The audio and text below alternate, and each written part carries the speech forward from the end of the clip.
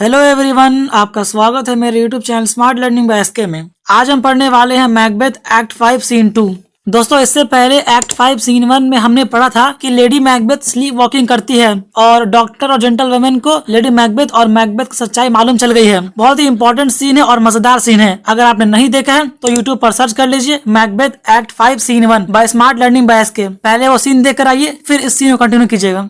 और अब बात करते हैं एक्ट 5 सीन 2 पर। दोस्तों, वीडियो स्टार्ट करने से पहले आपको थोड़ा कैरेक्टर इंट्रोडक्शन दे देता हूँ कि मेंटियथ, कैथनस, एंगस, लेनॉक्स ये सब स्कॉटलैंड के नोबल मैन हैं जो पहले मैकबेथ के साथ थे पर अब उसके खिलाफ हो गए हैं। ये लोग मैल्कम के साथ मिलकर मैकबेथ की टायरनी मतलब जुल्म खत्म करना चाहते हैं। मैल्कम किंग डंकन का बेटा है और सही हकदार है स्कॉटलैंड के ताज का। वो इंग्लिश आर्मी को लीड कर रहा है ताकि मैकबेथ को हरा के अपनी जगह वापस ले सके। सिवॉर्ड मैल्कम का अंकल है और एक बहुत एक्सपीरियंस्ड वॉरियर है। उसका रोल इंग्लिश आर्मी को सपोर्ट करना और स्कॉटलैंड को मैकबेथ से बचाना है।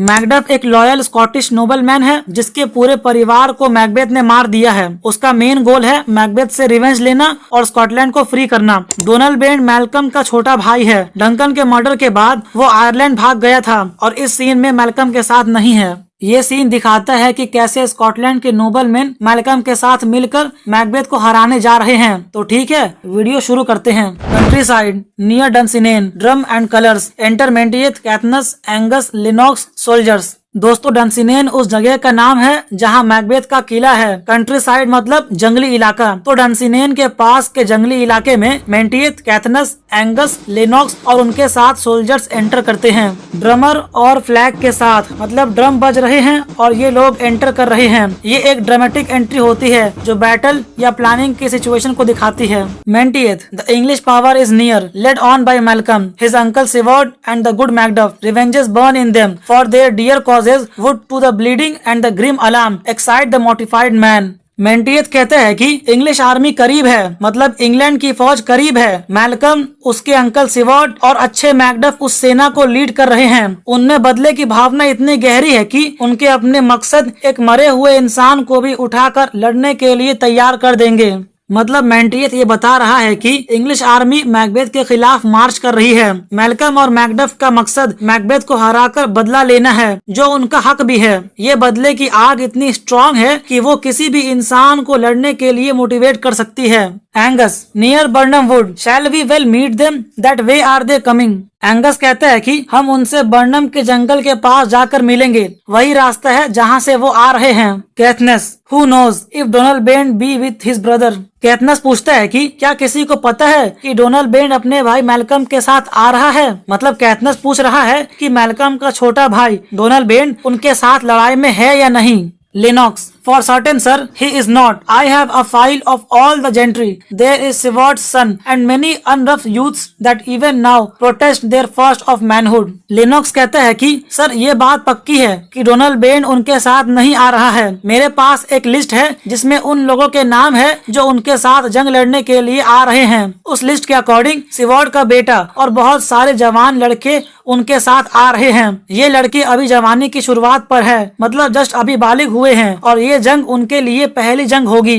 दोस्तों, लिनॉक्स ये कंफर्म करता है कि डोनाल्ड बेन उनके साथ नहीं है, लेकिन मैल्कम के पास सिवॉर्ड का बेटा और बहुत सारे नए जवान लड़के हैं जो पहली बार बैटलफील्ड में लड़ेंगे। मेंटियथ, व्हाट डज द टायरेंट। मेंटियथ पूछता है कि वो जालिम मैकबेथ क्या कर रहा है। Caithness, great Dunsinane, he strongly fortifies. Some say he is mad. Others that lesser hate him do call it valiant fury. But for certain, he cannot buckle his distempered cause within the belt of rule. कैथनस कहता है वो डंसिनेन के किले को और ज्यादा मजबूत बना रहा है और ज्यादा सुरक्षित कर रहा है। कुछ लोग कहते हैं कि वो मतलब मैकबेथ पागल हो गया है। जो लोग उससे कम नफरत करते हैं वो उसे बहादुर आदमी का गुस्सा कह रहे हैं। मतलब कुछ लोग उसे पागल कह रहे हैं और जो लोग उससे नफरत नहीं करते वो उसे बहादुर आदमी का गुस्सा कह रहे हैं। लेकिन एक बात पक्की है, वो अपने किंगडम को संभाल नहीं पा रहा है। मतलब उसके हरकतों के वजह से वहाँ के लोग उसके अगेंस्ट खड़े हो गए हैं और अब वो उसके कंट्रोल में नहीं है। Angus, now does he feel his secret murders sticking on his hands? Now minutely revolts upbraid his faith breach. Those he commands move only in command, nothing in love. Now does he feel his title hang loose about him like a giant's robe upon a dwarfish thief? Angus कहता है कि अब Macbeth को ये महसूस हो रहा होगा कि जो उसने चुपके से किंग डंकन का मर्डर किया था, उसके खून के दाग अब भी उसके हाथों पर लगे हुए हैं। मतलब अब मैकबेथ अपने चुपके से किए गए मर्डर्स का बोझ महसूस कर रहा है। अब उसके विश्वासघात, उसके गद्दारी के लिए हर मिनट उसके खिलाफ बगावत मतलब रिवोल्ट हो रही है। हर मिनट लोग उसके अगेंस्ट हो रहे हैं। उसके सोल्जर्स सिर्फ उसके ऑर्डर्स मान रहे हैं क्योंकि वो उन लोगों का कमांडर है। उनमें उसके लिए बिल्कुल भी प्यार नहीं है। मतलब उसकी सेना बस मजबूरी में लड़ रही है, प्यार से नहीं। अब उसका राजा का दर्जा, उसका टाइटल उसके लिए एक बोझ बन गया है। वो समझ गया है कि किंग का टाइटल उसको सूट नहीं करता।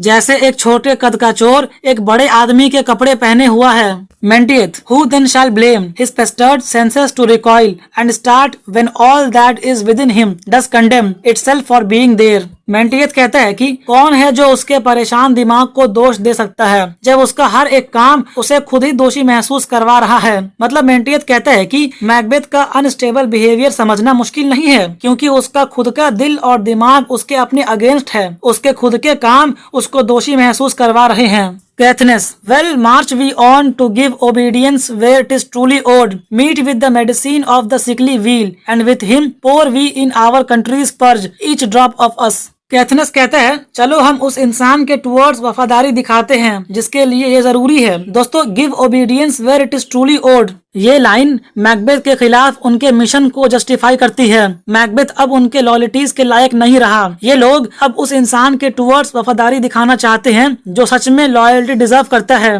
मतलब कुल मिलाकर चलो हम मैल्कम के टुवर्ड्स वफादारी दिखाते हैं जो इसका असली हकदार है। चलो हम मैल्कम से मिलते हैं जो हमारे बीमार देश का इलाज है। मतलब मैल्कम ही है जो हमारे बीमार देश को ठीक कर सकता है, उसे तरक्की की ओर ले जा सकता है और उसके साथ मिलकर हम अपने खून का एक एक कतरा अपने देश को बचाने के लिए दे देंगे।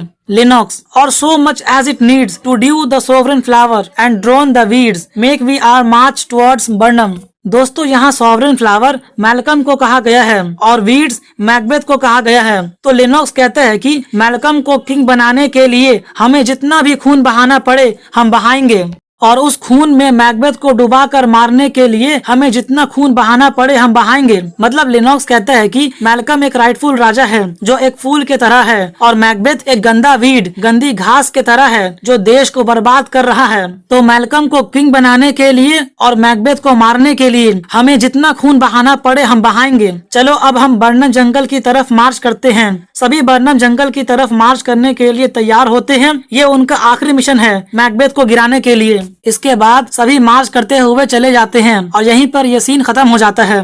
दोस्तों, अगर आपको ये वीडियो अच्छा लगा है तो इस वीडियो को लाइक कर दीजिए। मिलता हूँ आपसे किसी और वीडियो में।